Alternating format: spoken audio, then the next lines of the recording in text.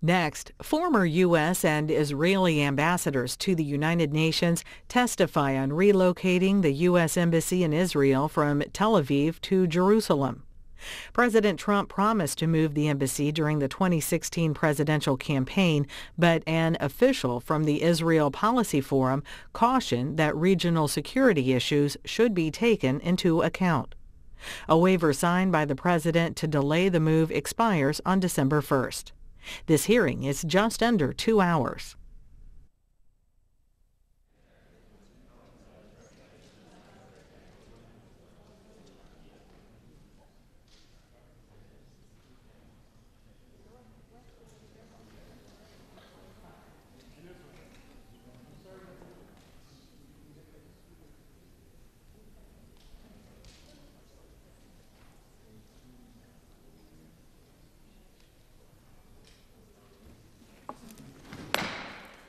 Subcommittee on National Security will come to order. Without objection, the chair is authorized to declare recess at any time.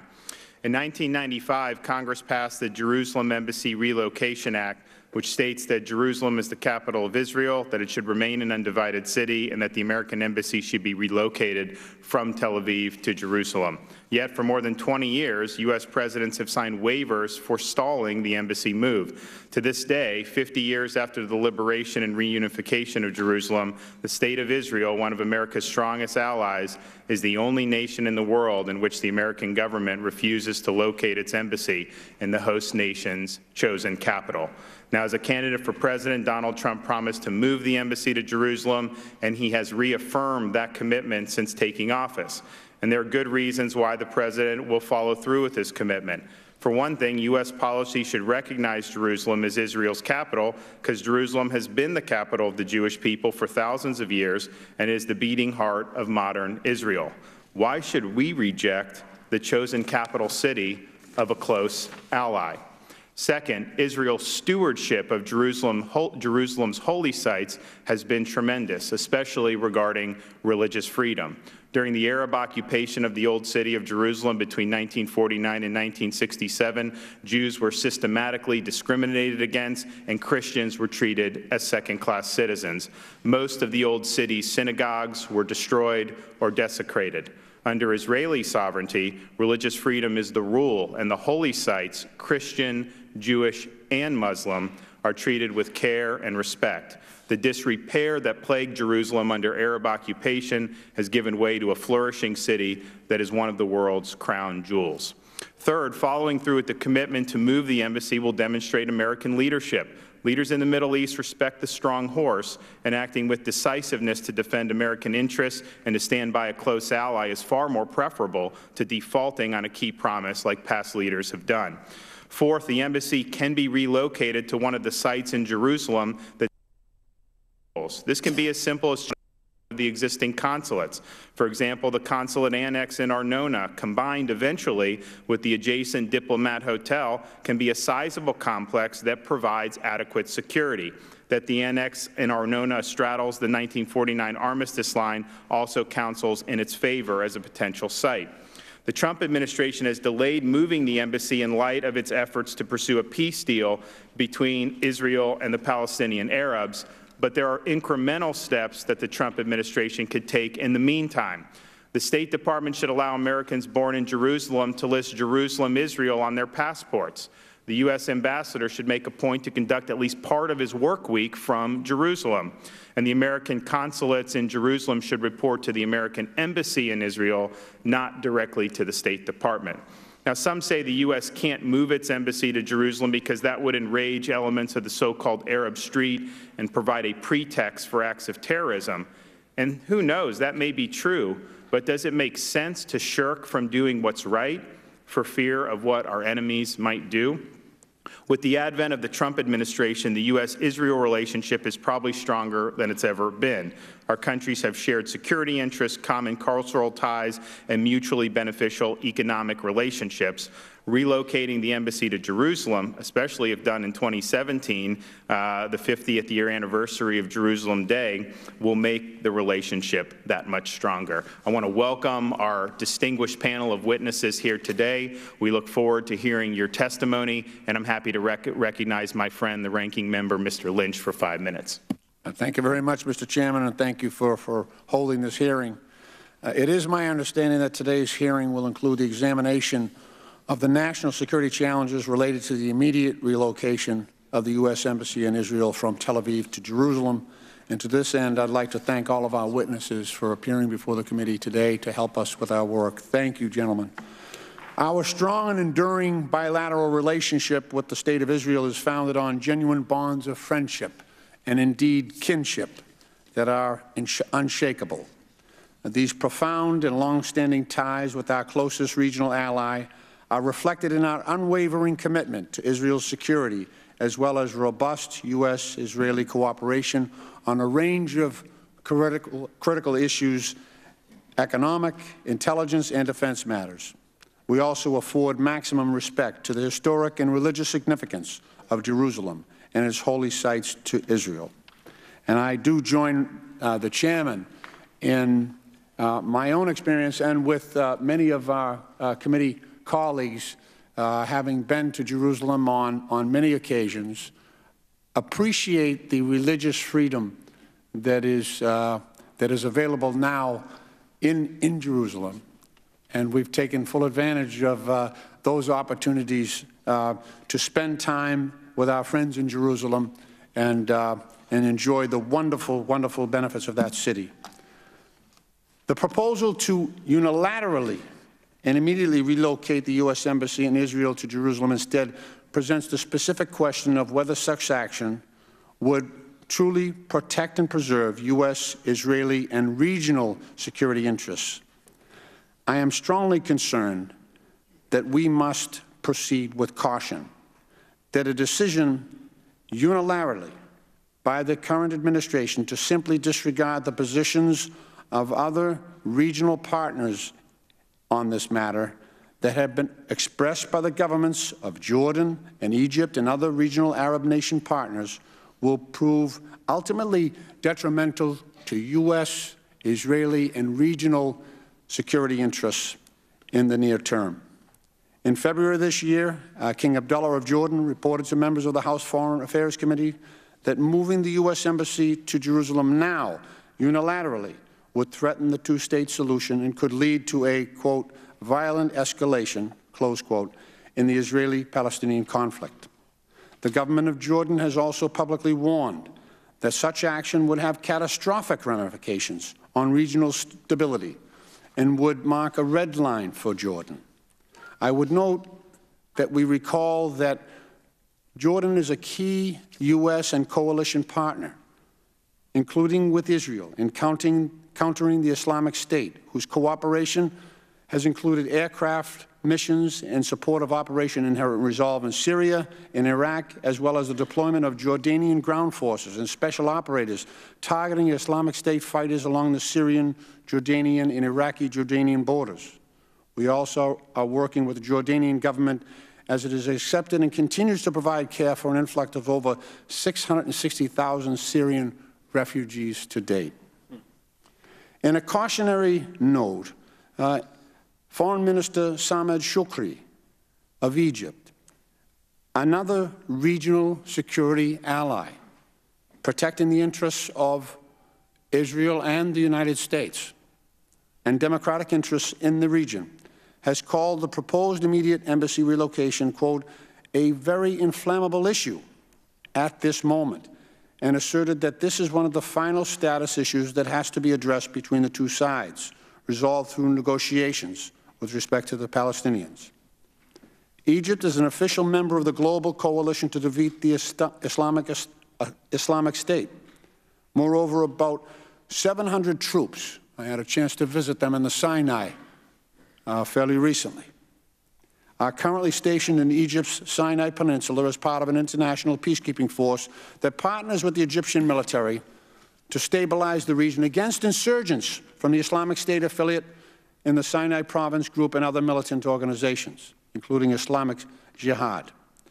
In a statement submitted to our committee for this hearing, Ambassador Daniel Kurtzer, Ambassador to Israel under President George Bush, and Ambassador to Egypt under President Clinton, notes that the immediate relocation of the U.S. Embassy to Jerusalem would not only cross a red line for the Palestinians, but also, quote, for many Arab and Muslim states, including those with whom we share friendship and regional security interests. Ambassador Kurtzer additionally explains that if the United States were to engage in unilateral action on this central disputed issue, we would substantially undermine our ability to persuade the parties themselves or other third parties to avoid from doing so. I ask for unanimous consent that the statement of Ambassador Daniel Kurtzer be entered into the official record. Without objection.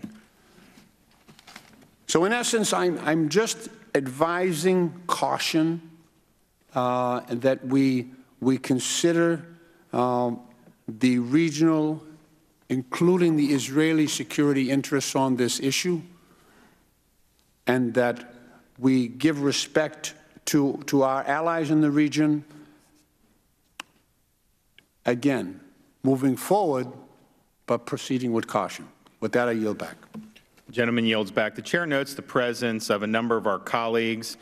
We have the gentleman from Ohio, Mr. Jordan, the gentleman from Florida, Mr. Ross, the gentleman from New York, Mr. Zeldin, gentleman from Florida, Mr. Mass, and the gentleman from Wisconsin, Mr. Grothman. I ask unanimous consent that these members be allowed to fully participate in today's hearing.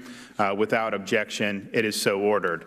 I'm pleased to be able to introduce a really stellar panel of witnesses here today.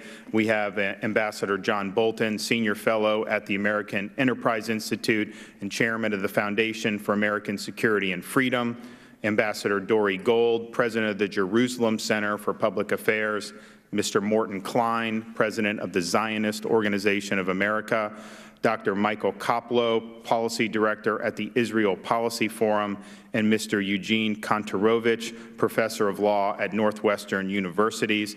I want to welcome to you all.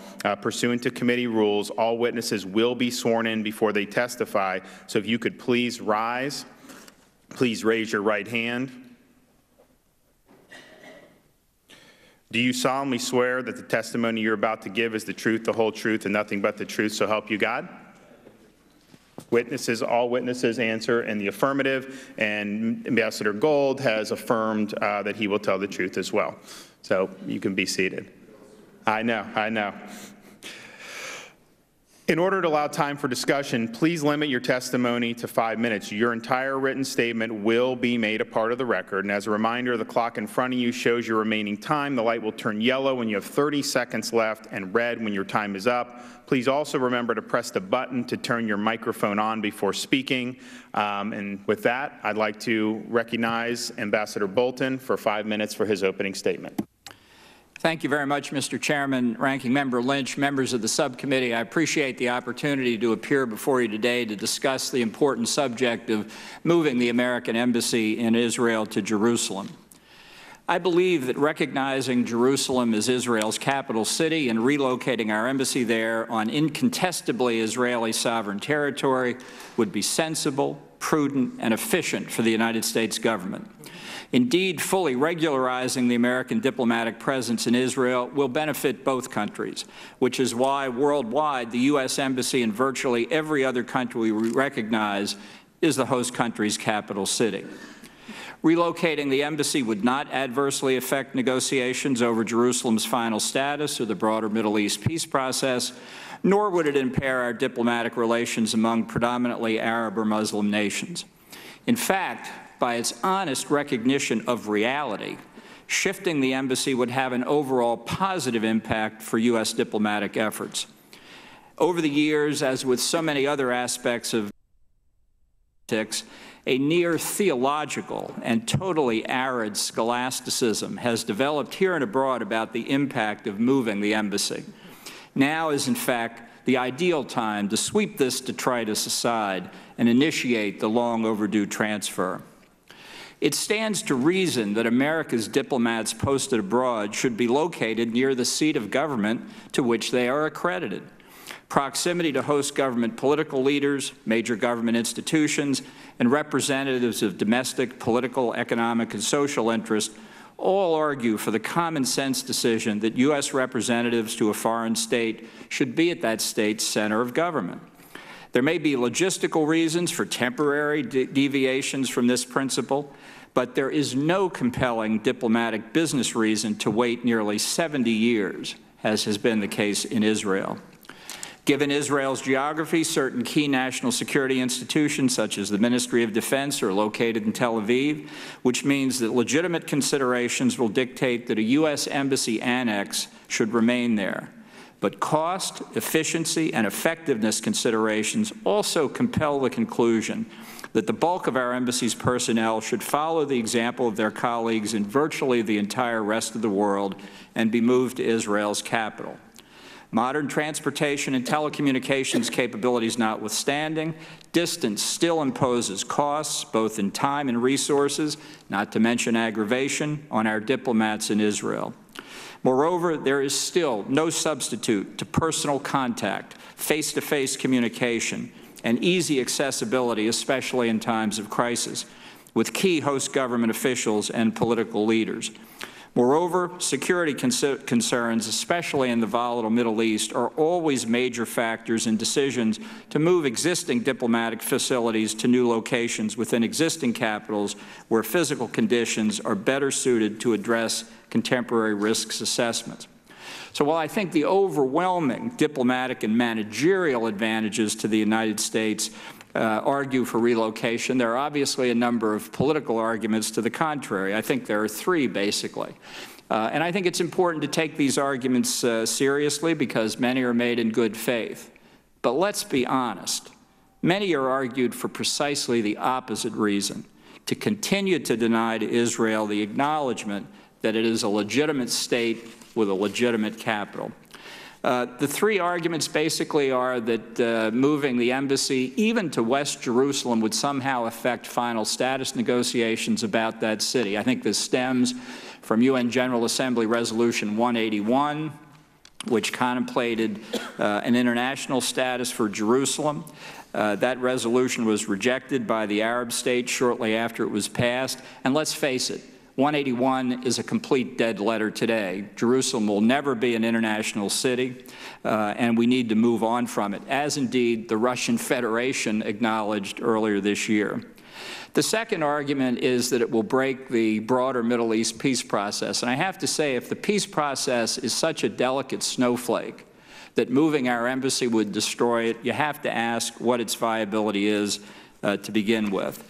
And it's also to mistake pretext for cause. If somebody wants to demonstrate against the United States or Israel, can pick a lot of other pretexts as well, not just moving the embassy. And finally, to conclude, Mr. Chairman, we hear over and over again that we want to move the embassy, but the time is just not right. As they say in the Near East Bureau of the State Department, they only have to press one key on their computers to spit out the phrase, "at this particularly delicate point in the Middle East peace process." In diplomatic circles, Mr. Chairman, not now too often means not ever. We should reject that counsel and move the American embassy to Israel's capital city. Thank you. Thank you, Ambassador Bolton. Ambassador Dory Gold, you're up. Chairman DeSantis, Ranking Member Lynch, and members of the subcommittee, I commend you for holding this hearing. It is my view that President Donald Trump has made a commitment regarding the transfer of the U.S. Embassy to Jerusalem, and I believe he will stand by what he has said. Indeed, on June 1st, the White House released a statement stressing that with regard to moving the embassy, quote, "the question is not if that move happens, but only when," unquote. The U.S., of course, will have to consider many factors in making that decision. What is often overlooked in the debate about the location of the U.S. Embassy is why it matters. The embassy question is a subset of a much more important issue, the need for Western recognition of Jerusalem as Israel's capital. That recognition is vital for several reasons. What I'd like to discuss is the international interest. That interest concerns the protection of holy sites and assuring complete freedom of access to them. Religious freedom and pluralism are core values which both our countries share. Protecting Jerusalem's holy sites is a responsibility that the State of Israel assumed in law back in 1967 when Jerusalem was reunited after the Six-Day War. For etched into the collective consciousness of all of us is what happened to Jerusalem when we were absent and when we were barred from that city, and what has happened to the holy sites since 1967, since Israel unified Jerusalem and protected access for all peoples and faiths. What is clear from a brief survey is that only a free and democratic Israel will protect the holy sites of all the great faiths in Jerusalem.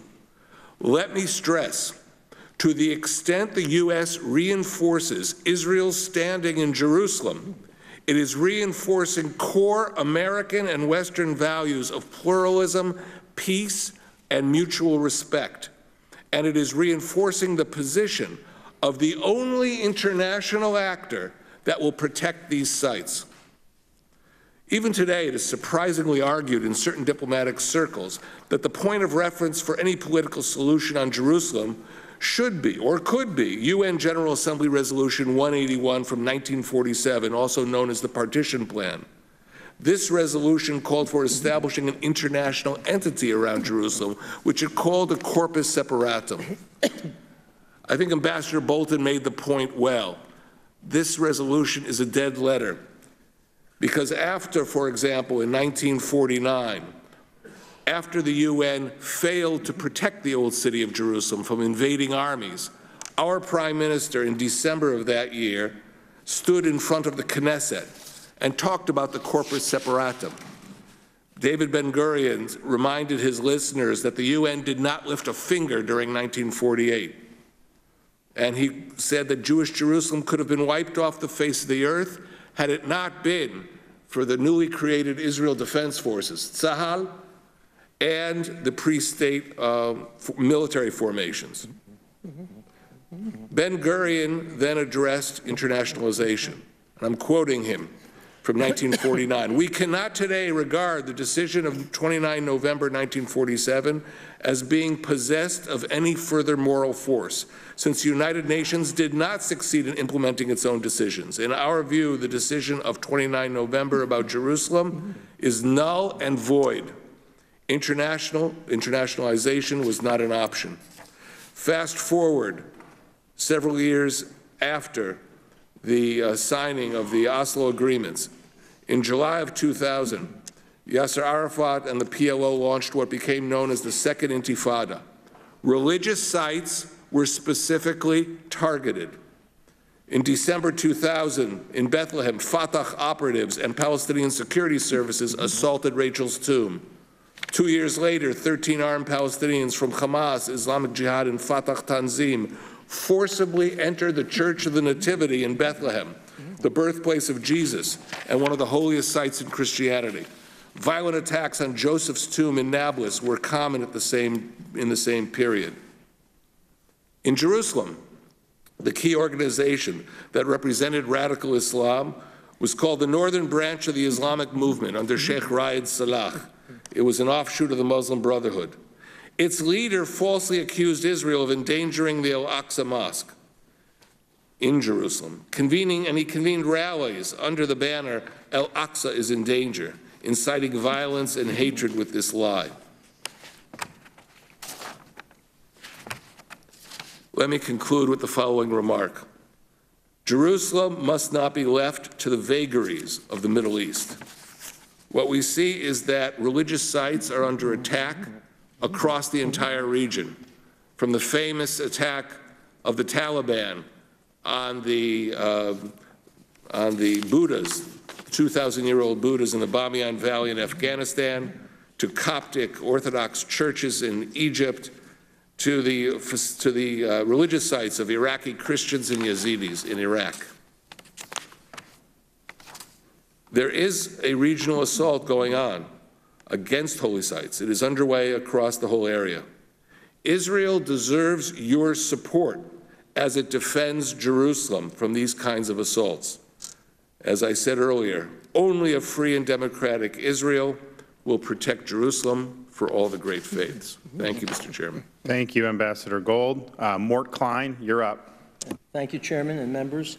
First of all, I have to say, I have Tourette syndrome. I may make sounds I can't control. It's a neurochemical disorder. My father had it. He gave it to me. I've always thanked him for it.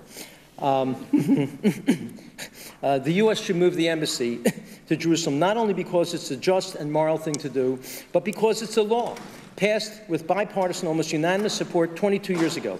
Delaying implementation sends the message that Islamist threats and terrorism work. But moving the embassy will strengthen American security and enhance worldwide respect for America by demonstrating the U.S. can be counted on to keep her commitments to her allies and will not, dare not be intimidated by appeasing radical Islamic threats. If we allow U.S. policy to be determined by terror threats, we have only encouraged more such threats, more such terror, and undermined the U.S. campaign to eradicate radical Islamic terror. And Israeli control of Jerusalem is critical to security in all of Jerusalem and its surroundings. And moving the embassy will not cause further Mideast instability. Israel's relationship with Egypt and Jordan and Saudi Arabia are strong today because of strong mutual concerns and interests and threats from Iran. Moving the embassy will not change this. The Jerusalem Embassy Act's waiver provision has been inappropriately used for 22 years.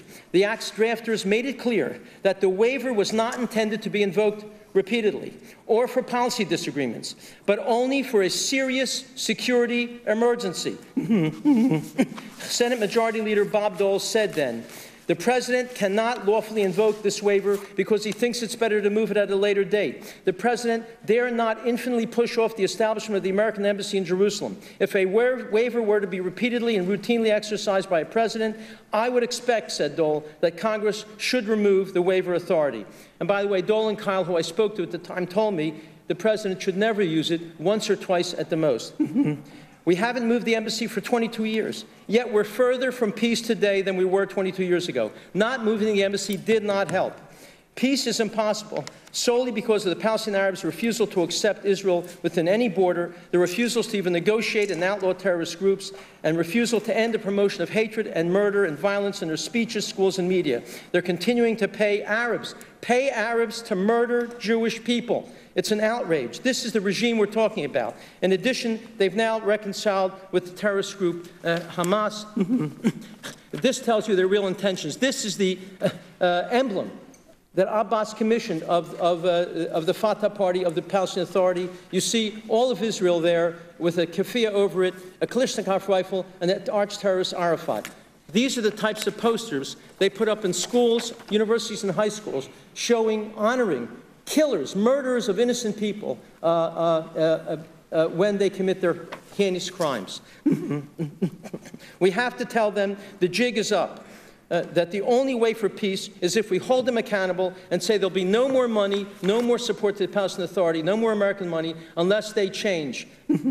Remember, the greatest outbreak of Palestinian Arab violence occurred not after Israeli action that the Palestinians disliked, but occurred when Israel offered unprecedented concessions and a Palestinian state in 2000. The PA has used any excuse to promote violence against Israel. And the only place in the Middle East where the Christian population has grown is in Israel. And under Jordanian control, 70% of the Christians left because of repression, and under Palestinian control, 80% of the Christians left Bethlehem.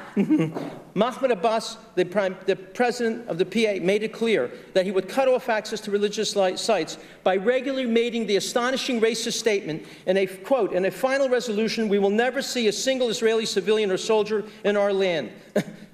Jews and Christians have suffered greatly. Now their sites under PA control. Jerusalem has been the capital only of Israel throughout its history, never any other regime, country, or entity. I now turn to a rarely mentioned fact. Jerusalem is not very holy to Muslims. They have not treated Jerusalem as holy to them when they controlled it. During Arab Muslim control of eastern Jerusalem, they allowed it to become a slum. There was virtually no water, electricity, or plumbing. Jordan built its royal residence, universities in Amman, not Jerusalem. They broadcast their Friday prayers from a mosque in Amman, not the Al-Aqsa in Jerusalem. In the Holy Quran, Jerusalem is never mentioned. In the Jerusalem holy books, it's mentioned 700 times. But Abbas and others claim that Muhammad flew from a winged horse from Jerusalem to heaven. I don't have time to get into that. Let me just say, Jews face Jerusalem when they pray, Muslims face Mecca.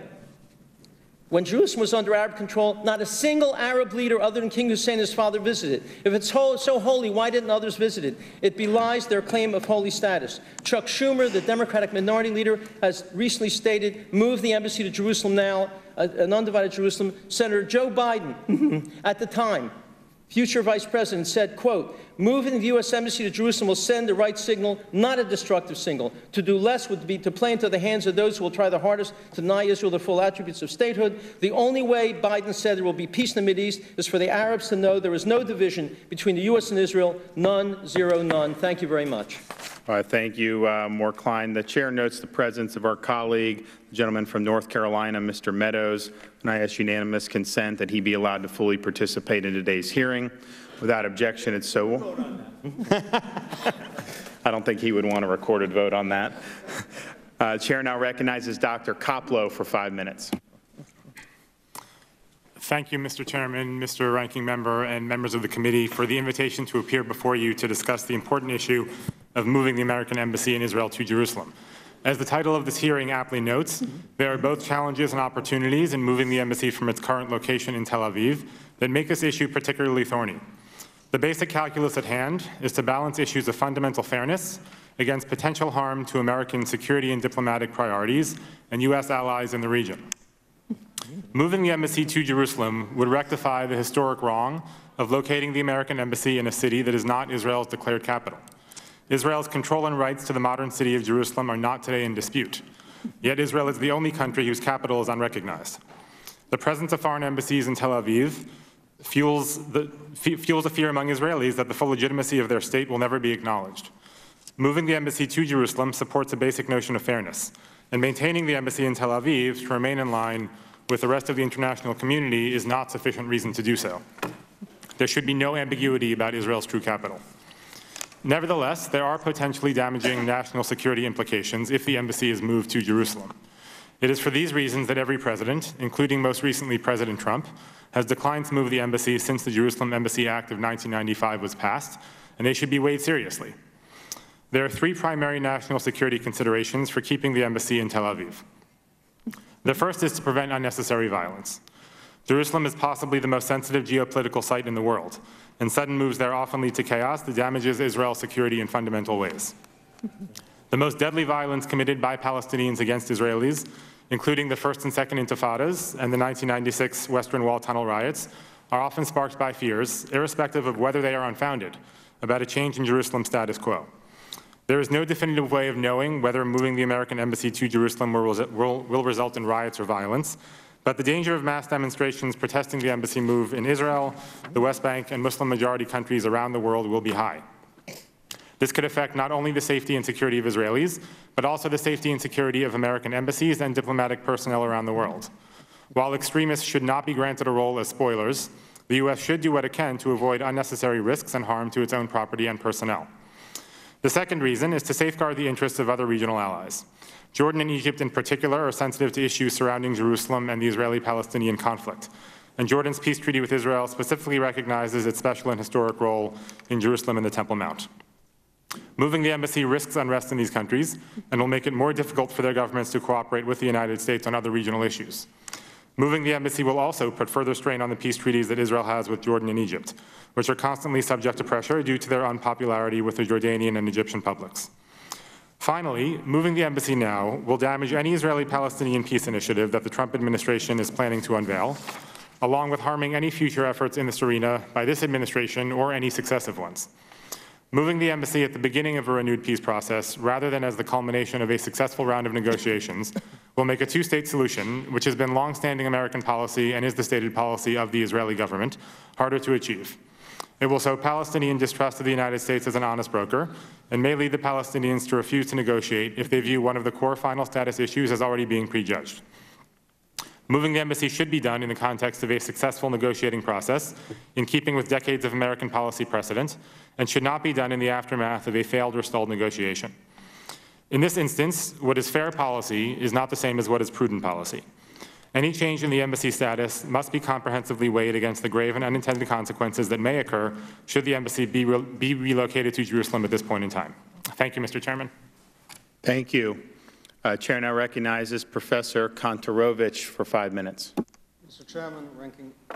Chairman, Ranking Member Lynch, members of the committee, thank you for having me at the hearing today. My written testimony deals with issues involving the status of the corpus separatum, the structure of waivers under the Act, but I'm going to forego those issues in my comments right now and focus on the objections to moving the embassy, because it seems in a kind of diplomatic version of Augustine's prayer, everybody agrees that the embassy should be moved, just not yet. And so I'm going to focus on those not yets, not right nows. The arguments focus on certain practical concerns whose existence or realism can't really be proven while the waiver is issued, and so they are, in a sense, unfalsifiable. But one interesting thing about the arguments for not moving the embassy, security arguments essentially, is that they have not changed in the 20-some years since the Act's passage, despite the radical change in the security and geopolitical situation in the region. In a sense, they're entirely unresponsive and invariant to political developments. They can be summarized like this. Don't move the embassy until the Palestinians, and maybe the Jordanians and the Egyptians, say it's okay. Don't move the embassy until they agree. This holds American policy. This holds a statute subject to veto and waiver by third countries.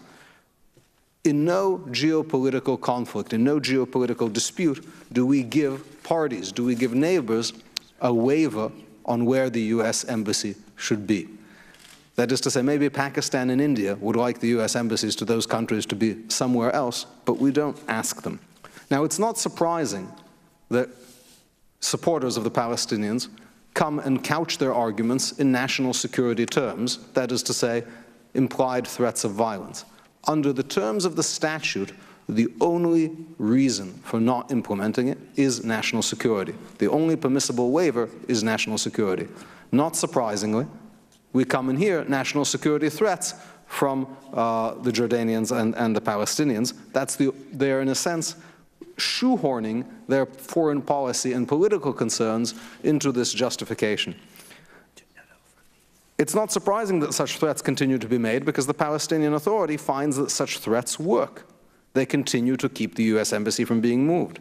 This means that waiving the Act based on such threats, in fact, invites further threats. Waiver creates its own predicate. I should point out that the security arguments have been significantly undermined by recent developments in the region. The security arguments were first made when the Act was passed over 20 years ago, and they continue to be recited as if nothing has changed. One, the Sunni states, in particular Saudi Arabia, are, as of now, literally at war with Iran. They cannot afford a rift with the United States. The notion that Saudi Arabia would endanger itself, it just shot down yesterday a Iranian-provided missile with a Patriot missile battery. The notion that it would endanger the air security of Riyadh over the embassy issue is preposterous. The notion that Jordan would expose itself to ISIS threat because of the Jerusalem embassy issue is preposterous. So there's been a fundamental realignment in the Arab world. 20 years ago, when people said the Arab street is going to explode, that meant one thing. Now I would point out the Arab street has already exploded, principally internally. We need not fear riots against the U.S. in Damascus. The U.S. no longer has diplomatic representation there. Benghazi happened not because of the Jerusalem embassy. In other words, there are people committed to keeping America out of the Middle East already. They are fully incentivized. U.S. embassies in the area are constantly under threat. There was a threat this year to the embassy in Cairo. Indeed, in 1998, 2 U.S. embassies in Africa were blown up in Tanzania and Kenya. The response of the United States was not to cut and run and say, wow, there are people who threaten violence to our presence here, we might as well leave. The response by Congress was to appropriate nearly $1 billion for embassy security and of the executive to hunt down the perpetrators and ensure that they come to justice. That's the American response. There is no other situation in which threats to embassies, especially to a major ally, are a reason for not having diplomatic representation in a country's capital. In particular, this has a very bad consequence for the peace process because it puts Israel in a special, unique category where its existence, its sovereignty over its capital, is only provisionally recognized. It's recognized with a question mark. Right? Israel is a country in a class of one. That undermines the peace process. Moreover, the Palestinians base their claims to a state to the Jordanian and Egyptian conquest of areas of the British Mandate in 1949. Large parts of Jerusalem, including potential locations for the embassy, are not in those areas illegally conquered by Jordan and Egypt, and the Palestinians have no conceivable claim to them. Waiting for tying this to the peace process makes the Palestinians' eyes bigger than their plate and gives them an appetite for that which they could not potentially have and fundamentally undermines the peace process. Thank you. The chair now recognizes himself for 5 minutes. Ambassador Gold, sometimes in America people will say, yeah, we want to move the embassy, but the Israelis really don't want the embassy in Jerusalem. I've been to Israel recently, left, right, center, they all said to move it. Is that accurate, that Israel would welcome it? Not that Israel's dictating what President Trump does, but would it be welcome in Israel? A, I believe it would be welcome. B, this sounds like Act 2 of something we went through earlier in the year called the Taylor Force Act, where people were saying Israel doesn't really want it. Really? Is that true?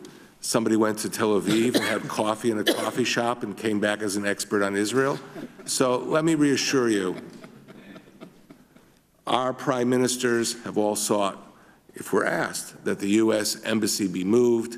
Yitzhak Rabin, who was the father of the Oslo agreements in the 1990s, spoke about Jerusalem remaining united under the sovereignty of Israel, and our public opinion polls indicate support for that. That is not the same as the embassy, but it's all part of the same complex. Support for Jerusalem, the U.S. position in Jerusalem is at an all-time high.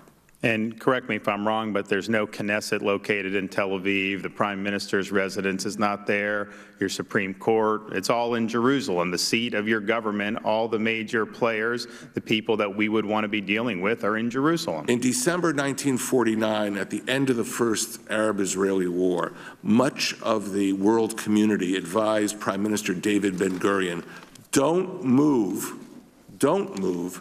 your capital to Jerusalem. And of course, he gave some of the lines which I shared with you earlier, that Resolution 181 has no moral force, and he declared that Israel was moving its embassy to moving its capital to Jerusalem. The Knesset was moved to Jerusalem as a result of his decision back then in 1949. Israel, one of the remarkable things is just the archaeological wonders. I mean, our country is just a blip on the map compared to the thousands of year history. But how was that treated under the Arab occupation between 49 and 67, some of the destruction? Well, actually, since we weren't engaging in archaeology in territory which Jordan claimed, and their archaeological investigations were not particularly advanced, it wasn't affected. However, I will tell you this, under our understandings with Jordan, we have said that the administration of the Muslim shrines on the Temple Mount are in the hands of the Waqf, which is a kind of endowment for religious institutions in Jordan. The Waqf has been completely irresponsible with respect to the areas under its jurisdiction. So, for example, when the northern branch of the Islamic movement, the branch of the Muslim Brotherhood in Israel, engaged in illegal construction activities under the Al-Aqsa Mosque and in the Al-Aqsa compound, they removed hundreds of tons of archaeological rubble from the Temple Mount and threw it in a dump site outside in the outskirts of Jerusalem. Since then, Israeli archaeologists have gone through that rubble and found precious items that have been saved. So I doubt, given that record, that these archaeological sites would be well taken care of if the management for East Jerusalem changed.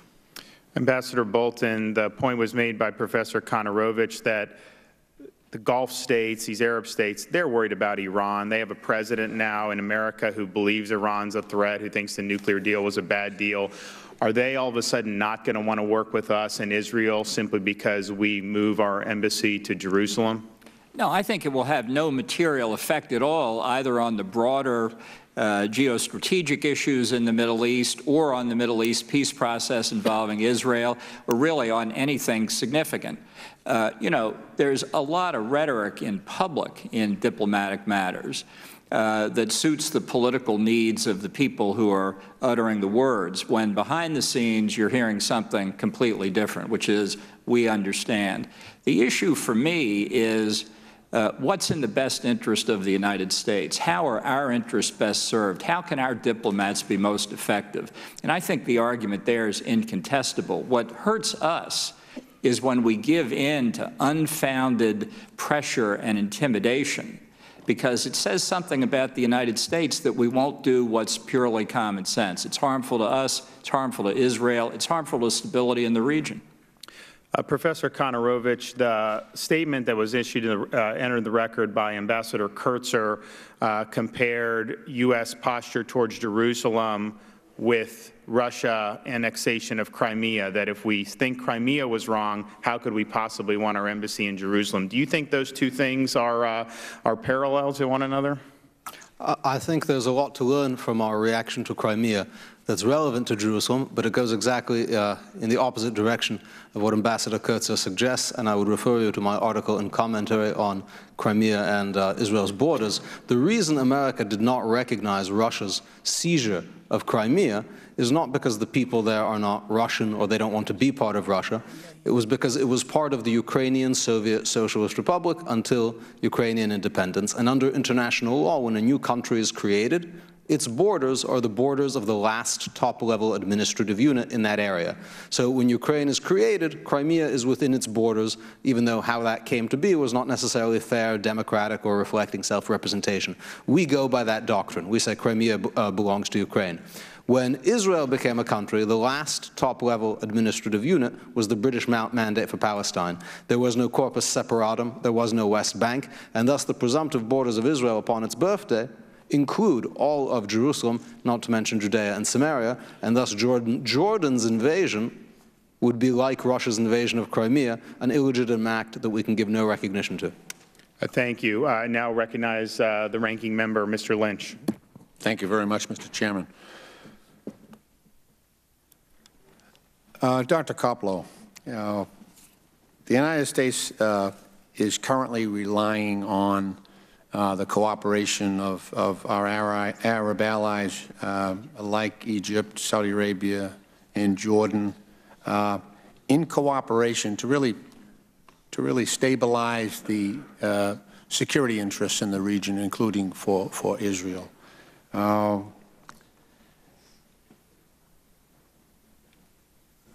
Jordan, we've had unequivocal support from King Abdullah against ISIS. He said, we will root them. There's a quote here. He's quoted a relentless war against ISIS and hit them in their own ground. He's been in unequivocal support of our efforts there. I hearken back to in Egypt when the Morsi regime came in after Gaddafi's removal, Mubarak's removal, they actually were considering abrogating the 1979 Egypt-Israeli peace agreement that was negotiated between Anwar Sadat and Menachem Begin, for which they received the Nobel Peace Prize. Now, with al-Sisi's regime in there, they have lived up to the letter of the law and secured the situation on Israel's southern border with respect to Gaza. In deciding if we should move the U.S. Embassy now, should the U.S. at least consider and engage these neighbors in terms of what that move would present to, the monarchy in Jordan or al-Sisi's government in Egypt? I think that absolutely the U.S. needs to consider the opinions of these other allies.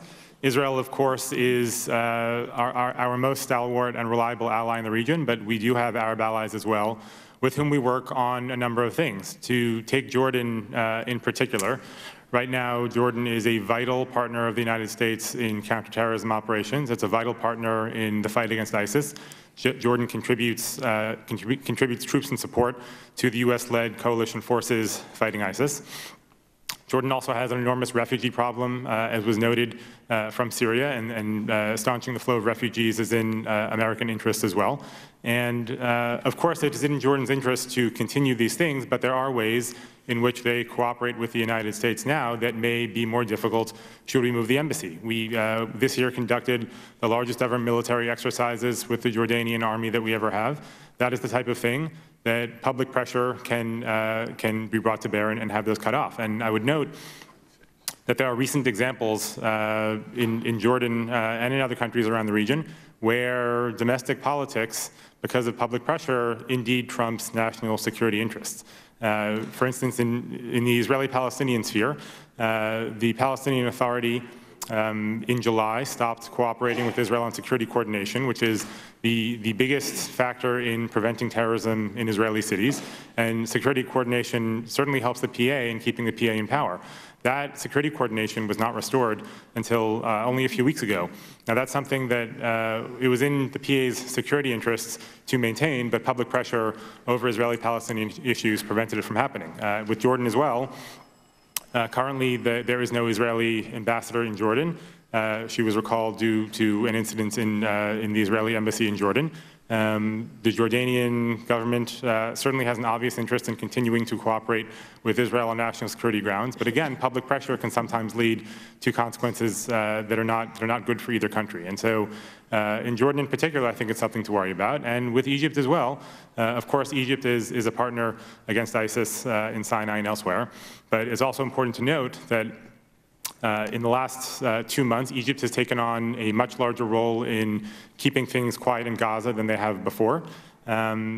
Again, public pressure is brought to bear in these countries, even though they are not democracies. There are still audience costs that affect these things, and I think that if the United States moves the embassy, it is going to put much of this cooperation at risk. And as I noted in my testimony, it's something that we should absolutely consider when weighing the balance of interests here. Thank you. The members of this committee probably are in the Middle East, including very frequently to Israel, but to some of these neighboring countries on a frequent basis. The cooperation of Egypt in Gaza, I've only been into Gaza a couple of times, but such a proximate threat. Egypt's military cooperation is extremely important. The concerns raised by King Abdullah in Jordan about, sometimes I think we take for granted that we've got a friendly administration there in Jordan. And is there, think about it, if we had a hostile government in Jordan, what would that mean? Is King Abdullah's concerns about his monarchy, his government being tipped over by the street, some of the more not insurgent but more radical elements of the population there, is that legitimate, or do you think it's overstated? Certainly, I don't think anyone can predict whether it will happen, but I think that to the extent that King Abdullah and the Jordanian government express these concerns, we should certainly take them seriously. Jordan is a country that is majority Palestinian. Some estimates have it as large as 70% Palestinian. They are very sensitive to issues within the Israeli-Palestinian conflict. And these types of issues really, as I noted, create lots of pressure on the King of Jordan to either cease cooperating with Israel or to cut back cooperation with the United States. And Jordan in particular is sensitive to issues in Jerusalem, as I noted, given its historic role there and given the role that the Israel-Jordan peace treaty grants to Jordan over holy places in Jerusalem. And really any sudden moves when it comes to Jerusalem impact Jordan in a real way. As you noted, Jordan is as reliable an Arab ally as we have in the region. They are vital for our security on a number of fronts.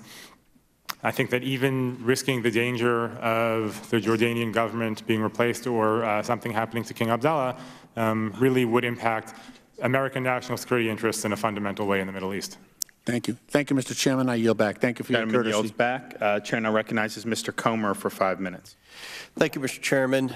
Ambassador Bolton, the Trump administration has clearly stated that it intends to move the U.S. Embassy to Jerusalem. And, quote, the question is not if that move happens, but only when, end quote. Ambassador Bolton, when is the appropriate time to make this move and why? Well, I think the appropriate time to make the announcement is today. And let me just say, in respect of the comments that have been made about the strategic implications of a move, as I said in my prepared statement, I think we should take very seriously the concerns of countries like Jordan and Egypt. But I don't think that means they have a veto. I think it means we do what diplomats do. We consult with them in advance. We explain our reasons. We work with them to facilitate their ability to explain to their own citizens why it's happening. And let's be realistic. The construction of a new embassy is not something that happens in 24 hours. First, you have to announce it. Then you have to break the ground. Suppose you have to design the embassy first. You have to build it. You have to dedicate it. You have to step. This is going to take place over years. And so there's a long period of time involved. And if the decision to go forward floor by floor of the embassy varied with the temperature of the Middle East peace process, this building could take forever to build. I think it's very important that we understand that the country in the world most sensitive to the regime in Jordan, most aware of the implications for security, is Israel. And it defies credulity to think that Israel would advocate a step that could cause King Abdullah to be overthrown and a terrorist regime to take power there. They're not going to do it, and neither are we. Thank you, Ambassador. With the stalled peace process and deteriorating security situation in the Middle East, what do you think the U.S. can do to best support Israel and stand by our ally? Obviously, you touched on moving the embassy, but what are some other things? Well, beyond the embassy, I think the greatest threat to peace and security in the Middle East remains the Iranian nuclear weapons program, which has not paused, has not slowed down, has been camouflaged by the Iran nuclear deal. I've disagreed with the administration on the handling of that deal. I would break it immediately and establish a new reality. But I think specifically in terms of Gaza and the West Bank, I really think that the United States is taking advantage of a potential for a reopening of the peace process. I think it's significant that the Trump administration is moving at the beginning of its term, not at the end, as so happens so often in the past. And I don't know whether the chances for success are any better or any worse, but when it comes to the embassy issue, the administration's effort is going to have its ups and downs like all peace processes. And if you said after a step forward in the peace process, well, we don't want to risk that by moving the embassy, or at a downturn in the peace process, well, we don't want to tank it entirely by moving the embassy. This is how not now becomes not ever. And I think that's a mistake. I think when the United States acts in a realistic way, recognizing a reality in a particular region, it enhances our credibility. It demonstrates that we're prepared to act on the basis of reality. That makes our efforts, I think, more likely to succeed, not less likely. Right. One of my colleagues had mentioned that when they were in Israel, everyone that they had talked to, or the majority of the people in Israel, supported moving the embassy. When I was in Israel this summer, that was my impression too, speaking to a vast array of Israelis there in Jerusalem and Tel Aviv. getting back to the embassy, opponents of moving the embassy, opponents here in Congress have cautioned that it could hinder the peace process. Do you believe peace negotiations between Israel and the Palestinians, do you think that that would impede that in any way, and why or why not? No, I don't think it would affect the overall Middle East peace process. I think the embassy move has been given a symbolic significance well in excess of its practical effects. If you believe, and some do, that the United States is fundamentally biased against the Arab side, that it's so much in the tank for Israel that we can't be an honest broker, and they cite the billions of dollars of military and economic assistance we've given to Israel since Camp David, and quite properly in my view. They look at the world historical events that have affected the Middle East since the 1967 war, at least.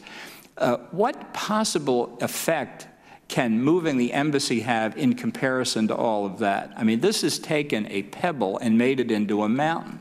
And the way to break through that, and I do think it's scholasticism, as I said in my testimony, is to move forward with actually relocating the embassy, acknowledging the reality that Jerusalem's the capital of Israel. It's going to be in an area west of the Green Line that nobody except a proponent of eradicating Israel entirely would ever say would be in a Palestinian state. So putting it in a place that nobody's disputing cannot affect either final status or the broader peace process. Well, thank you, Ambassador. My time is up. I just want to conclude by saying I look forward to working with the Trump administration as we change directions with our policy towards Israel and hopefully strengthen the support that we have with our greatest ally in that region. I yield back. Gentleman yields back. Chair now recognizes the gentleman from Vermont for 5 minutes. Thank you very much, Mr. Chairman, and for calling this hearing, and I thank all the witnesses for your testimony. I think all of us here are strong supporters of Israel, even if we have some disagreements about particular issues, including the wisdom of moving the capital. And I think all of us here supported the very significant 10-year aid package to Israel. Ambassador Gold, you mentioned that President Trump made a commitment to move the capital, and as you, pardon me, the embassy. Thank you. And as you know, around the time of his inauguration, I think at his inauguration, King Abdullah came here, and my understanding from press reports is that he personally requested the president not to do that. Was President Trump wrong in accommodating the request of King Abdullah?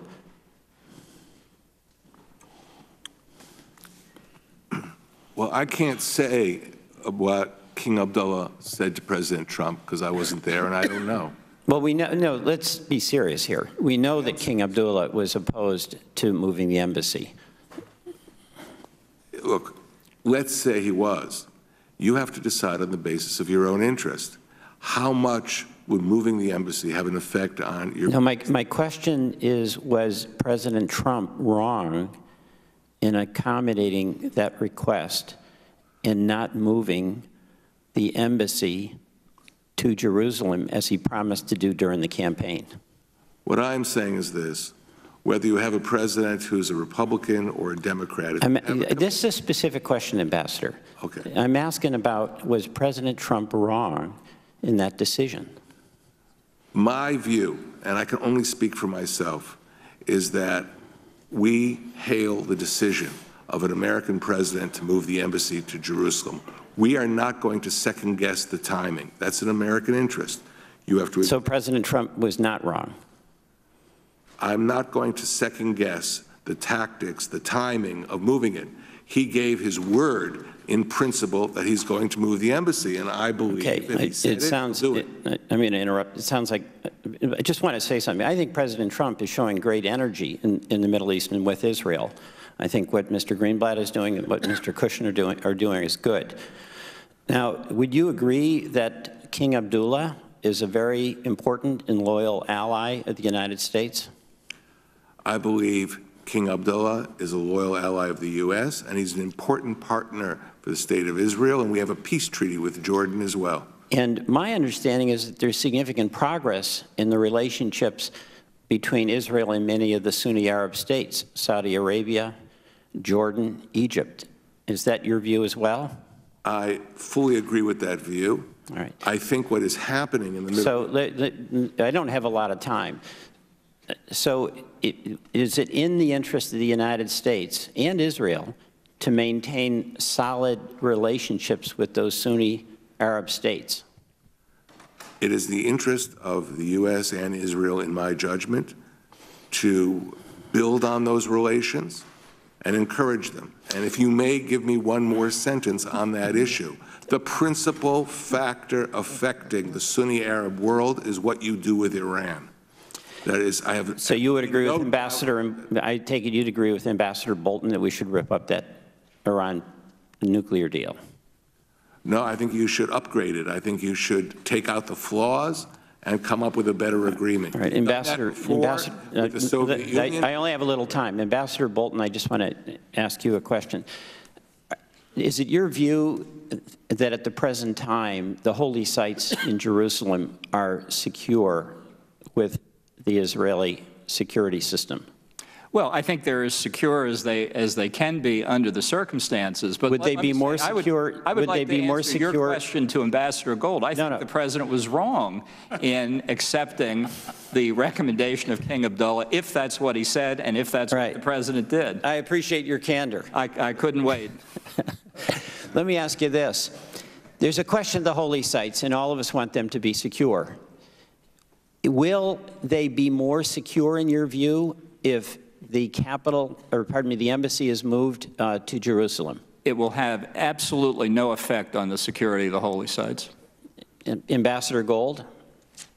I said in my testimony that you should encourage the common values that we have. No, the question is, will the security of the holy sites be enhanced if the embassy is moved to Jerusalem? If anyone thinks that Israel may, under certain circumstances or pressures, withdraw from the core of Jerusalem and withdraw from the holy sites, you will have an explosion of violence, not reduced violence.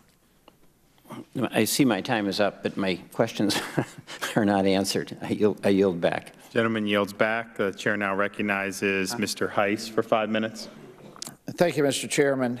I think it can be reasonably and effectively argued that the Obama administration undermined actually Israel's claim to Jerusalem by allowing the UN Resolution 2334, which specifically stated that the establishment by Israel of settlements in the Palestinian territory occupied since 1967, including East Jerusalem, has no legal validity.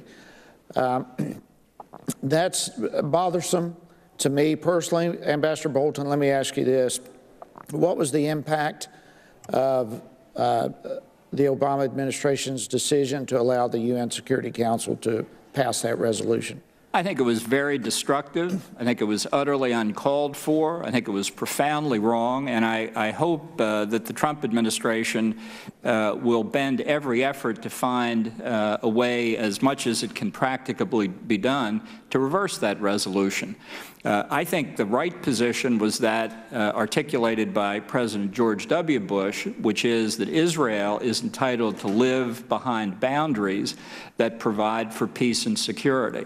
And the notion that the 1967 lines have any, which are really the 1949 armistice lines, have any binding juridical effect is completely wrong. And indeed, the armistice agreements of 1949 all expressly say that these are armistice lines with no political value. We can argue that for a long time, but let me just say, I think it was gravely damaging to American interest for President Obama to allow that resolution to be adopted. I agree with you. Would you say that that resolution was consistent, excuse me, with past U.S. policy? No, past U.S. policy, I think under Presidents Republican and Democratic alike, would have called for the veto. So what motivated the change? I think President Obama had demonstrated over 8 years that he thought Israel was responsible for much of the instability in the Middle East, much as I think that he believed the United States and its views in the previous administration on Iran and other issues had caused instability. I think that motivated his decision, and I think he was 180 degrees in the wrong direction. So it was an anti-Israel policy? I don't know any other way to characterize it. I don't either. Would moving the embassy to Jerusalem help rectify that problem? I don't really think it would change the fundamental reality of the resolution. Indeed, the thrust of my argument here is that moving the embassy is simply a practical, efficient decision for the United States to make in the interest of greater effectiveness for its own diplomacy. The only politicization in this issue comes from those who say that somehow they can affect a decision that is properly made by the United States and Israel where our embassy goes. That's the politicization. That's the interference. That's what should be unacceptable to the United States. Okay, thank you. Mr. Klein, let me ask you, in light of this resolution that we're discussing, which quite frankly, I totally agree is blatantly against Israel, can you discuss with the committee how the UN's action impacted Israel? Well, this resolution was completely absurd in that it stated that the Jewish section of Jerusalem is occupied Arab territory, the Western Wall and the Temple Mount, Judaism's two holiest sites, is occupied Arab territory. It had no practical impact in Israel because in Israel everyone realizes it's absurd. And even throughout the world, most people realize that that's absurd. It really only sent a message of the astonishing, really breathtaking hostility that the President Obama's administration had toward the Jewish state of Israel. And the entire UN. I mean, there seems that there's a blatant sentiment in the UN across the board that needs to be addressed. What can the United States do to help prevent and change this anti-Israel sentiment? Well, Ambassador Haley is beginning to do that by calling them out on their irrational and absurd positions against Israel when they ignore truly evil and horrific regimes throughout the world. And I think one thing that can be done, and there is legislation moving in that direction, is to make it clear to the UN that America will stop apportioning its share of funding of the UN if they do not change this outrageous resolution. I think if that happened, that resolution would be changed immediately, as opposed to the embassy not being moved immediately. That resolution would be changed immediately. Good recommendation. Thank you, Mr. Chairman. I yield. Gentleman yields back, and the chair now recognizes Mr. Jordan for 5 minutes. I thank the chairman. Ambassador Bolton, how many countries are there in the world? We have diplomatic recognition with over 190. There are 193 members of the UN. There are 1 or 2 193 countries. My guess is we're the United States of America. We're the biggest, strongest, country on the planet. My guess is we have embassies in just about everyone. Maybe not Iran and North Korea, and a handful. A few we don't recognize. Yeah, right. A few we don't recognize, right? But so 180 some countries, we've got an embassy in those countries. Is that right? That's correct. And in all those countries, the embassy is in the capital or the seat of government, except for one. Is that right? Well, the only exception, the answer to that's yes, basically. The only exception to that is occasionally a country moves its capital city. So it takes you a while to relocate. And I looked this up to be sure. For many years, our embassy in Belize was in Belize City, even though the capital was in Belmopan. Yeah. But I see 10 years ago, we finally moved our embassy. So we may be down to Israel. So 188 countries that we recognize, we have an embassy. Every single one, we put the capital, or excuse me, we put the embassy in the capital or the seat of government. There must be something to that. Except one. Now, Israel became a country in 48, is that right? Pardon me? Israel became a country, became a state in 48, we were the first country to recognize its independence. And exactly, my next question, and who was the first head of state to recognize the nation of Israel? Harry Truman. Harry Truman, President of the United States of America. And then just a few years ago, well, I guess more than a few years ago, 1995, we passed an act, Jerusalem Embassy Act, that almost every single member of Congress voted for. Is that right? That's correct. I think it was like a voice vote in the House, but in the Senate it was like 93 to 5, right? Something like that. And for this act to take effect and for the embassy to go to Jerusalem, this is amazing. Congress doesn't have to do anything, something we're actually pretty darn good at, right? We don't have to do a darn, and frankly, the president doesn't have to do anything. Is that right? That's correct, and it was a sign Congress was willing to pay for it too, which is also interesting. So this is what I get. We don't have to do anything. The president doesn't have to do anything. Everyone has spoken. The president campaigned on this. The American people elected him as this was a central issue of his campaign. We do it everywhere else except one country, which, just happens to be one of our best friends in the entire world. Is that right? That's correct. So this is what gets me. It's like, this is real simple to me. This is about remembering your friends. This is about loyalty. This is about recognizing the fact that there is one country in the world who stands with us every single time. They happen to be the one country where we get our Judeo-Christian value system from, the state of Israel, and yet they're the one nation where we won't put the embassy where it's supposed to be. And particularly now when you think about what we went through the last 8 years with the previous administration, and more importantly, what happened the last few months of that administration at the United Nations, this is the right time to do this thing. And that's why the president recognized it, campaigned on it, and one of the reasons I would say the American people elected him. Would you agree, Ambassador Bolton? I think that's entirely true, yes. So let's just get it done. Let's just get it done, right?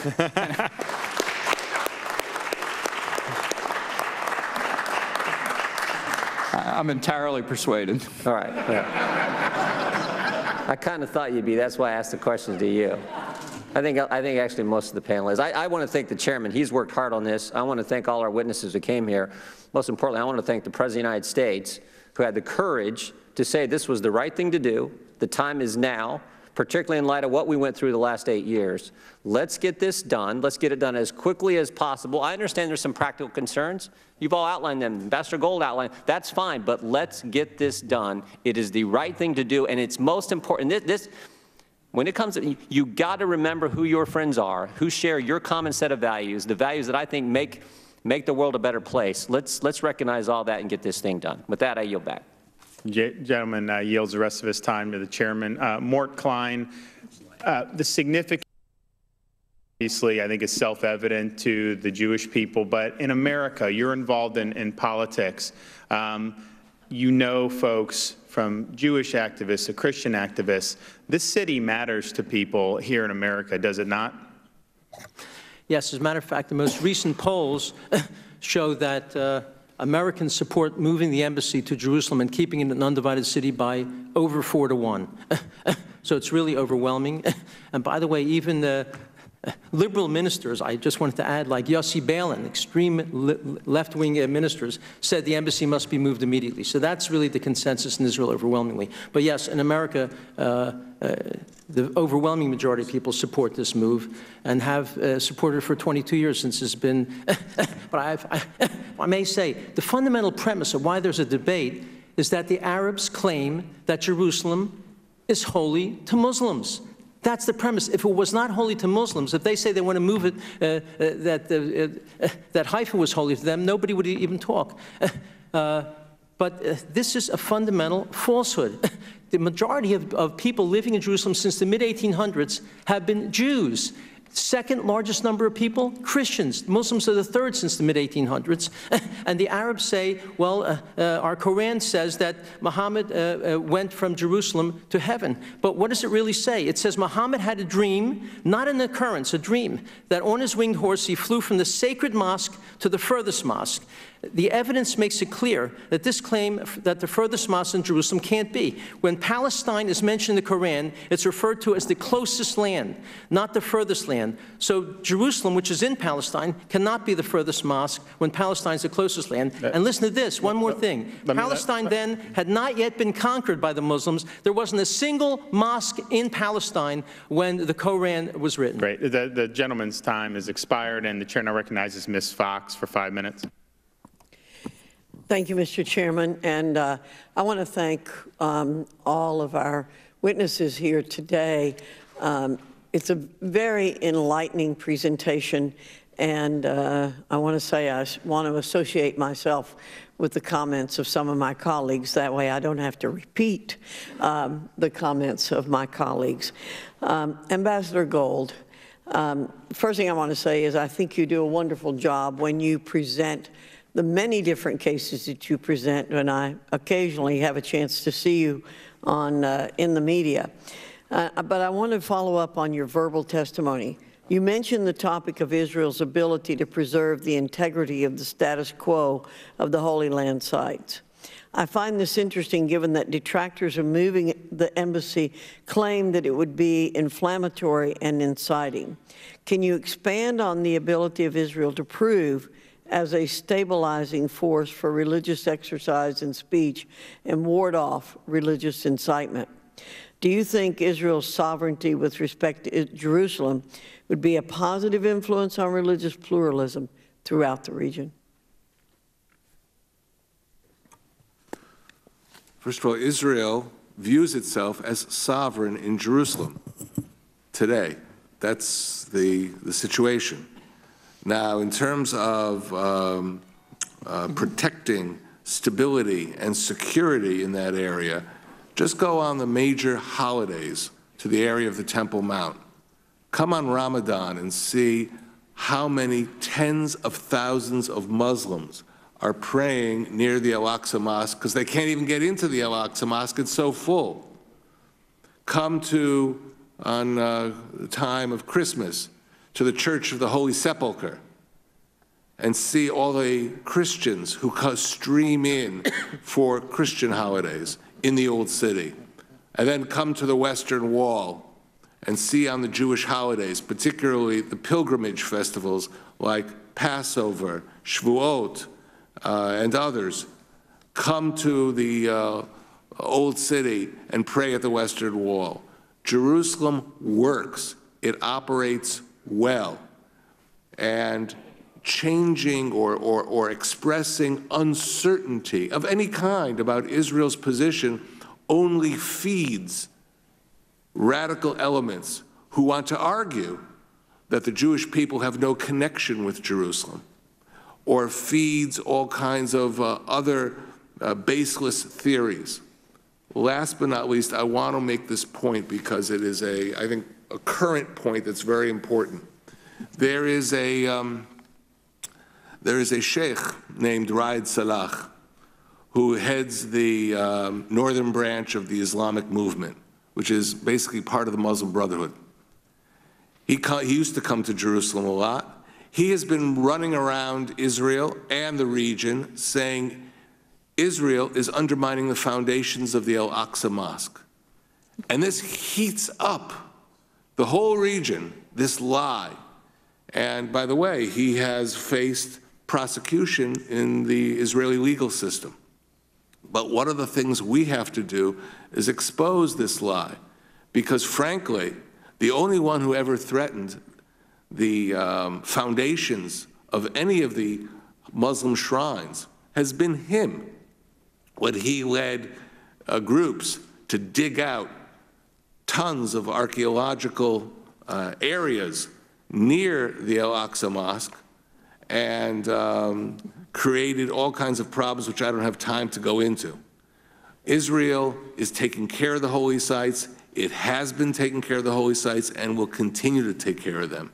And if you don't have a responsible power to protect the holy sites, you're setting up a recipe for the next regional conflict. Thank you very much, Ambassador. And again, I want to thank all of our witnesses for being here today. And thank you, Mr. Chairman, for the time. I yield back. Gentlelady yields back. The chair notes the presence of our colleague, the gentleman from California, Mr. Isai. I ask unanimous consent that he be allowed to fully participate in today's hearing. Without objection, it's so ordered. Chair now recognizes the gentleman from Florida, Mr. Ross, for 5 minutes. Thank you, Mr. Chairman. I appreciate the timing. You know, Ambassador Bolton, when you opened up, you dispelled some of the myths with regard to the basis for not moving the embassy. And I guess one of them that concerns me the most is the second point about the fragility of the peace negotiations going on in the Mideast and how this may disrupt it. What impact did the UN Resolution 2334 have on the impact of the peace process in the Mideast? Well, I think it was decidedly negative because it gave the false impression that the Palestinians and their supporters could win in the halls of the United Nations what they failed to win at the negotiating table. And I think we turned a blind eye to that with an abstention. Look, it was a catastrophic decision by the Obama administration. Would you agree that any successful peace negotiation has to have the United States at the table? Anybody who doesn't understand that doesn't understand reality. And if we're going to negotiate, should we not negotiate from a position of strength? I mean, if you're going to negotiate to win, I would suggest that that would be the way we would go about doing this. And then we allow the tacit approval of the UN Resolution 2334, which shows our weakness to our greatest ally. And then we get resistance for moving an embassy because it's going to disrupt the peace process. The anomaly there is just illogical. Not that what we do here has any basis in logic or reason, but I guess my second point is that, and Ambassador Gold, you talked about this, about the sanctity of the holy sites. Who better than the Israeli people who have been the protectorate of these holy sites to allow them to continue to do so? And would it not, again in accordance with logic and reason, dictate that the move of the embassy from Tel Aviv to Jerusalem would give even a higher sense of security and a higher sense of clearance to allow for an even greater preservation of these sites? And I want to remind you, between 1948 and 1967, when we lost the Old City, our holy sites were attacked. We have photographs. Actually, I was going to put them up, but I don't know what happened to our audio-visual. We had holy sites that came under attack. Medieval synagogues blown up by shells of the invading armies that came in at that time. That's not something Israel did. That's something our neighbors did when they moved into Jerusalem. So our proven record in protecting holy sites is open for everyone to see. And in fact, not only open for everyone to see, but open for everyone to see regardless of ethnicity, religious background, nationalism, anything. I mean, I guess my point is that here we are arguing over what I think are baseless arguments to not move the embassy, and yet we stand, and again, in abeyance with a peace process that if we're going to deal with a peace process, it would seem to me that if the U.S. is going to be a partner to succeed in a Mideast peace, that we should then show some strength, and that greatest sense of strength. Now, be it deliberate. I don't mind waiting 6 months or a year to make sure it's the right move and we make sure that we've reached out to our allies. But it would seem to me that our best position, in order to effectuate a peace, if peace is sought by the Palestinians, that moving the embassy in and of itself would be a step in the right direction. Would you all agree with me?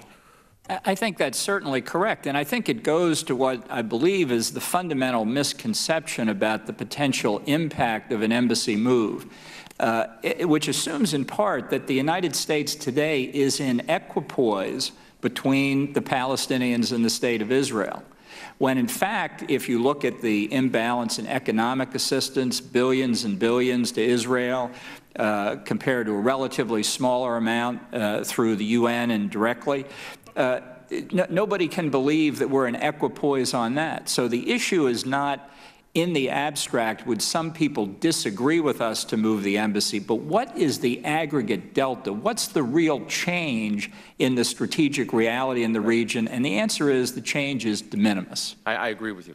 Let me just make one point. Ambassador Gold. When you're involved in negotiations, one of the strategies to make negotiations work is to get the parties into what I would call the box of realism. If people have wild-eyed fantasies that they can achieve goals that there isn't a chance in hell of reaching, you're never going to go forward. You move the embassy, you create a box of realism for our neighbors. Israel's not going to give up Jerusalem. Somebody better digest that. It's going to be the capital. It has been the capital of Israel and will remain the capital of Israel. You're moving the embassy, reinforces that box of realism, and brings us just that much closer to a negotiated solution. Thank you. I realize my time has expired. I yield back. Gentleman yields back. The chair now recognizes the gentleman from Wisconsin, Mr. Grothman. Thanks. I'm going to go down a little bit different path here. I mean, anyone can answer this. Right now, of course, the United States maintains a diplomatic representative to the Palestinians, and that's in West Jerusalem. Is there any doubt, if you're familiar with where that diplomatic representative is there any doubt, does anybody dispute the fact, except for the most extreme elements, that that diplomatic representation is in Israel? Well, the location of the building is in West Jerusalem, but in actual fact, and this has been true for over a quarter of a century, even longer, that consulate has been perceived at the State Department as the de facto embassy to the Palestinian state. And that's a problem in and of itself. Right. Just to compare the two as far as, you know, what we're dealing with here, could you compare the idea that as a practical matter, the Palestinian representative or embassy is in Israel, but we can't put the Israeli embassy or the American embassy to Israel in Jerusalem? Yeah, I think there's actually a consulate facility in east of the Green Line that does things like provide visas for Palestinians. But honestly, this goes to a larger point that I don't think any of us perhaps covered, except in the prepared testimony, about rationalizing what our view is on a potential outcome of the peace process to begin with, and whether we think a two-state solution is still viable. I'm not sure you can solve that all at once, and that's why the question of whether we should relocate our embassy into indisputably sovereign Israeli territory in West Jerusalem is actually the easiest part of it, and the first thing we can do. I really loved Ambassador Gold's comments because he hit the nail on the head. You know, I think if we move the embassy, it would put some realism into some discussions over there. I'll bring up another matter, though. Since we're talking about where the Israeli embassy is, we just spend a second here on where as a practical matter the American embassy to the Palestinians is. Do you think it would introduce a dose of reality if we move that embassy or representative, whatever you want to call it, to Ramallah, rather than put it in Jerusalem? Does that also, the fact that that building is in Jerusalem, does that also kind of encourage this lack of common sense or lack of reality in the region? Well, I think others will want to comment on this, but I think we need to revisit the entire concept of having a kind of permanent de facto embassy to a Palestinian state that doesn't exist yet. I mean, that person, at least the last time I was in the State Department, the Consul General in Jerusalem is instructed not to have contact with officials of the government of Israel, that their job is to talk to the Palestinians. That's one reason why the consulate there has the authority, which a few other consulates do, to send cables back to Washington without the approval of the ambassador in Israel, the country in which it's located. And I just think this has been in aid of perpetuating the myth that if you think about it hard enough, a Palestinian state will appear out of nowhere. I think that's a mistake from the U.S. point of view. It's not realistic. Ambassador Gold, do you care to comment? Well, if we take some of the principles that Ambassador Bolton has put forward about where embassies are located, you know, I think he's right. We don't, Ambassador Bolton's correct. We don't have yet a political solution to the Palestinian side. We don't know where Palestinian self-governing institutions will be located. And it would make sense that in the future, any embassy would be located near those institutions. You know, sometimes there are Palestinians and Jordanians who speak about a federation or confederation. Does that mean that the U.S. Embassy in Amman should be involved? Who knows? But we're not yet at a political solution, so it's a little premature to start saying where the U.S. Embassy representing U.S. interests to the Palestinians should precisely be.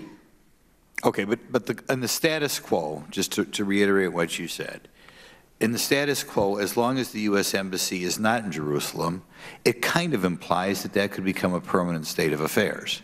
And as long as what is operating as the de facto Palestinian or American Embassy to Palestine is in Jerusalem, it also kind of leaves the idea out there that that could be a permanent state of affairs, correct? So I think what you're implying, and I think it's true, it gives a net effect that the Palestinians have a leg up on the claim in Jerusalem, which is not fair, which needs to be remedied. Correct. Thank you very much. Yeah, I mean, we have one of our strongest allies, only democracy in the Middle East, and yet we act like Jerusalem's not their capital, Tel Aviv. But then you have Palestinian Arabs who've rejected states, have gone to war with Israel for years and years, and we have something in Jerusalem for them. I mean, it really is maddening. Good questions. The chair now recognizes Mark Meadows for. Thank you, Mr. Chairman. Thank you for your leadership on this issue. Obviously, as being members of the Republican conference, there is always a very willing partner on behalf of the gentleman from Florida on issues that are pro-Jewish and pro-Israel. I thank you for your leadership. Ambassador Bolton, let me come to you. Would you suggest that there are a number of people in the State Department that are vehemently opposed to moving the embassy to Jerusalem? Absolutely, and this is a problem at the State Department. I wrote about it in my book that I wrote after I was at the UN, that there are elements in the department who are excellent civil servants who follow the direction of new presidents. There are others who think they should run American foreign policy, and they've been running this issue for as long as anyone can remember. So, to your knowledge, were any of those people at the State Department elected on November 8th? No, strangely, and they're not mentioned in the Constitution either. Yeah, and to your knowledge, when the president ran on this particular issue, do you believe that there were a number of people who felt like there was a reset in terms of our relationship with the Jewish community and finally the United States of America? Yes, and I think it's a campaign promise that a lot of people paid a lot of attention to. I think it's very important. And so would you characterize this as a campaign promise that if the president failed to follow through on, that would be a major disappointment to the Jewish community? Well, I'll just speak as a Lutheran. It would be a major disappointment to me. And well, as an evangelical, it'll be a major disappointment to me. And I can tell you that it is something that not only have we brought up with the president directly, I can tell you that he understands the commitment that he has made on this particular issue. Dr. Coppola, I'm going to come to you. There's always one skunk at the party. And so as we look at this, obviously, you don't believe that we should be moving the embassy to Jerusalem. Is that correct? I believe that national security considerations at this time dictate that we should probably leave it in Tel Aviv at least for another 6 months. All right. So what has changed over the last 20 years in terms of our national security interest? I mean, because we continue to debate this over and over. Do you know who Erekat is? I'm sorry? Do you know who Erekat is? Or Erekat. Oh, Saeb Erekat, of course. Yeah, okay, so you know who he is. So how long has he had his job? Certainly as long as I can remember. Yeah, well, it's the closest thing to eternal life here is an eternal job of being able to negotiate a peace agreement between the Palestinians and the Israelis. Wouldn't you agree? Yes. All right. So since he has not been successful in over 21 years, and the embassy has not been in Jerusalem, how could moving the embassy to Jerusalem have affected his track record? I mean, so if we move it, do you think he'll be any less successful? Do I think Erekat will be any less successful? Yes. I can't imagine. Huh? I can't imagine that he personally will be less successful. I agree. And so from a national security standpoint, is the Knesset fairly secure? Yes. I've been there. It's very secure. So are you saying that we couldn't secure our embassy in Jerusalem? Is that what you're saying? Or you're just saying that geopolitically it makes a national security not less viable?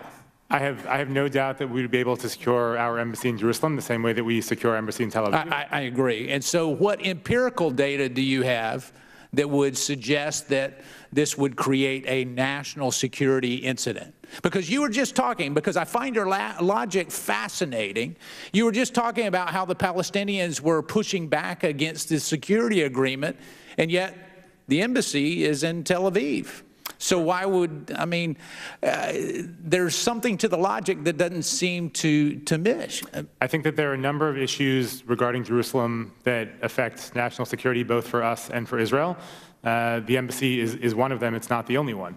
But in general, as I noted in my testimony, things that occur in Jerusalem tend to be the sparks for... So you're saying the very presence of a building in Jerusalem is going to create a national security issue? I think it very well may. Okay. And you don't have any empirical data to support that. That's just your feeling, being a doctor from Georgetown in political science, right? Based on the fact that other violent incidents in Israel are generally sparked by changes in Jerusalem, I think that one can assume that this... Could you possibly be wrong? Absolutely. Okay. Ambassador Bolton, last. Just one quick point on this question of physical security for American diplomats. I think anybody, probably many people on the committee have been to Tel Aviv. You've seen our embassy. I can only imagine the heartburn that it causes in what we call OBO at the State Department, the Overseas Building Operations Bureau, the Diplomatic Security Bureau. It's very close to a main street. In contemporary terms, we would never build an embassy like that again. Obviously, building a new embassy in Jerusalem would give us ample opportunity to include the most advanced security techniques that we could, and I think our personnel would be safer in a new facility than in the embassy that they currently occupy in Tel Aviv. And we don't need to be reminded of the risks to our people overseas. None of us want to see those risks continued. So from that perspective, which involves American lives right on the front end, I think every consideration argues for moving the bulk of our personnel to Jerusalem. Well, I agree. December 1st is a critical date because we have another waiver. It would be a great message that this president could send on the 50th anniversary of reunification that we go ahead and finally move the embassy to the eternal capital of Israel, Jerusalem. I yield back. Gentleman yields back. Chair now recognizes the gentleman from California, Mr. Issa, for 5 minutes. Thank you, Mr. Chairman. I'm going to pick up where my colleague from North Carolina left off.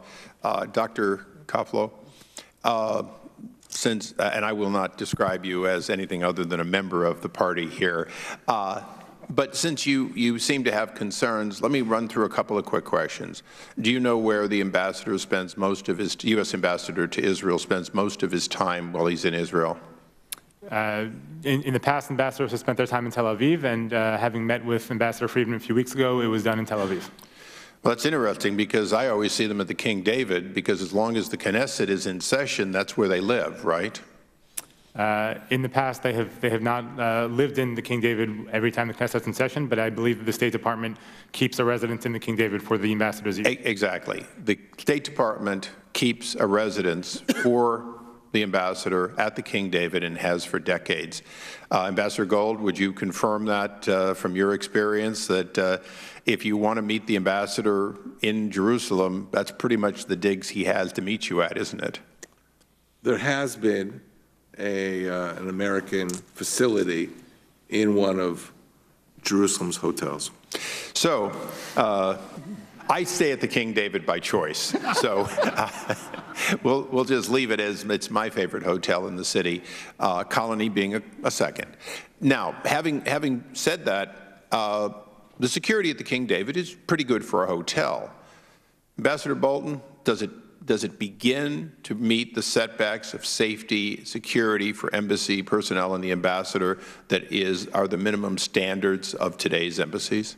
No, it doesn't even come close. And I can tell you from my own personal experience when I was in New York, these security questions are extremely important. And we don't need Benghazi to remind us of it. These are Americans who are doing their jobs for us, are at greater risk because of the travel necessity between Tel Aviv and Jerusalem now because of the insecure facilities and because of the lost opportunity of building more secure facilities in Jerusalem. And Dr. Coppola, have you been in the consulate, the full consulate that exists in East Jerusalem that services mostly Palestinians? I have not.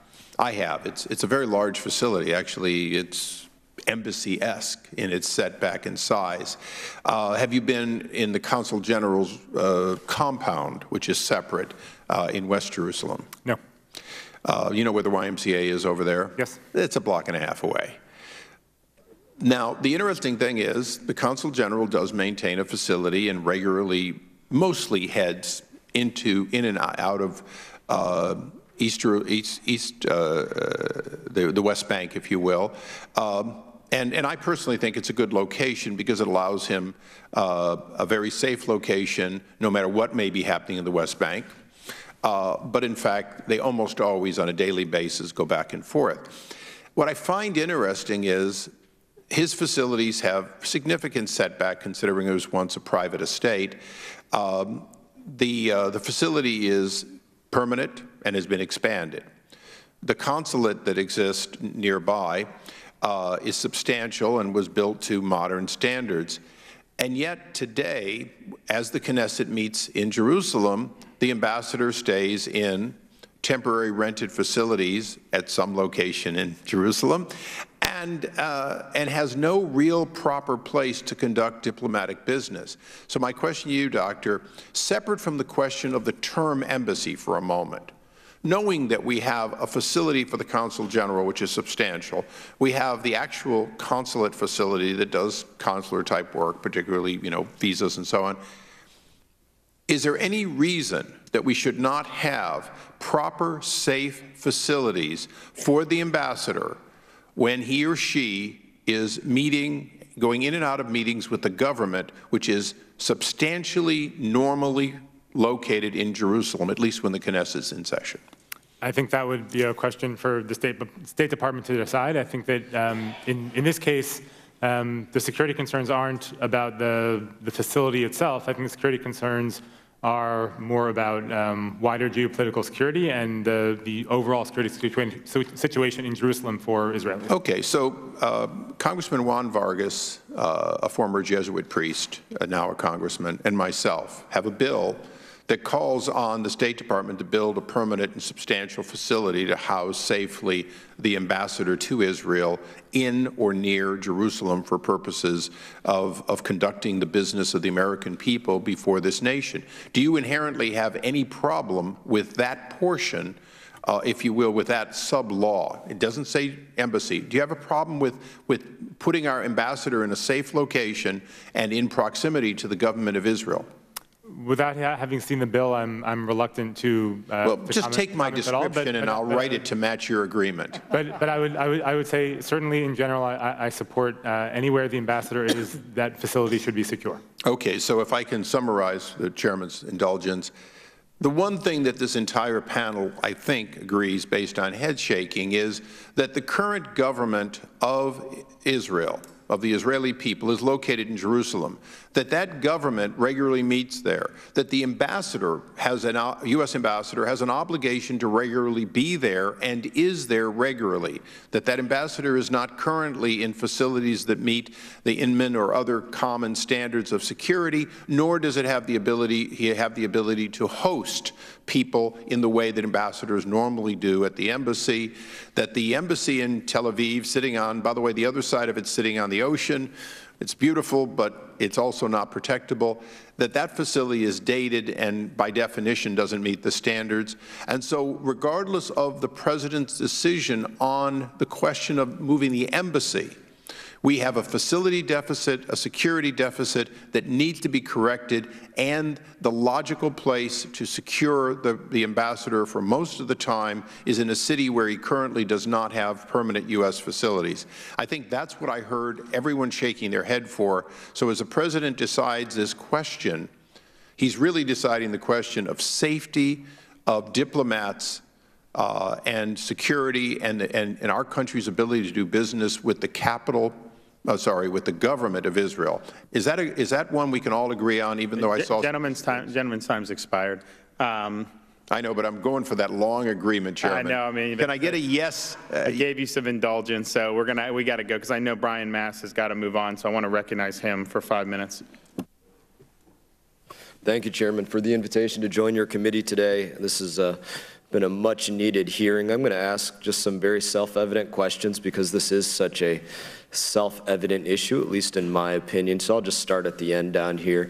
Mr. Kantorovich, can you tell me, what is the capital of the United States of America? The capital is Washington, D.C., of course. Certainly. And Dr. Coppola, in what U.S. city does Egypt maintain their embassy? Washington, D.C. That's exactly right. We maintain ours in Cairo. Mr. Klein, I'm sure you know the city in which, the U.S. city in which Jordan maintains their embassy. It could have been in Jerusalem. They chose Amman. That's where we maintain our embassy. Correct. They maintain their embassy here in Washington, D.C. Certainly, Ambassador Gold, I'm sure you know where Saudi Arabia here in the United States maintains their embassy. They maintain their embassy in the center of American power and influence, the capital of the United States, Washington, D.C. You better believe it, and we maintain ours in Riyadh. Ambassador Bolton, I'm certain that you can say where Israel and 177 other nations maintain their embassies here in the United States of America.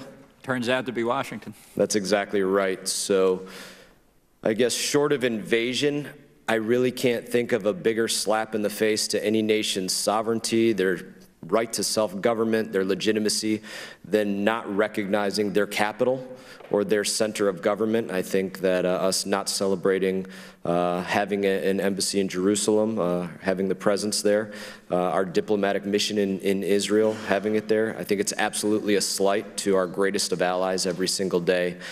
So in that, I'm going to keep my remarks very brief and just say this. We are the leader of the free world.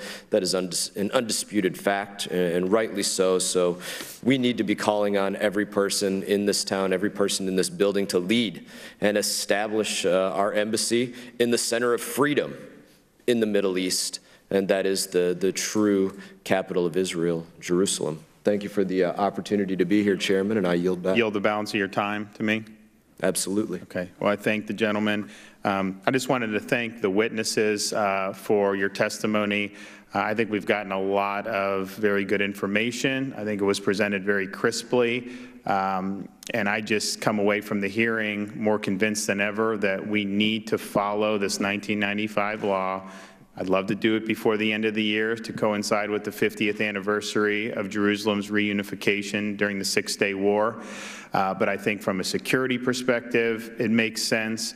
I think from the religious freedom perspective, the endorsement of Israeli stewardship over those religious sites is something that's very important both here, there, and I think throughout the world.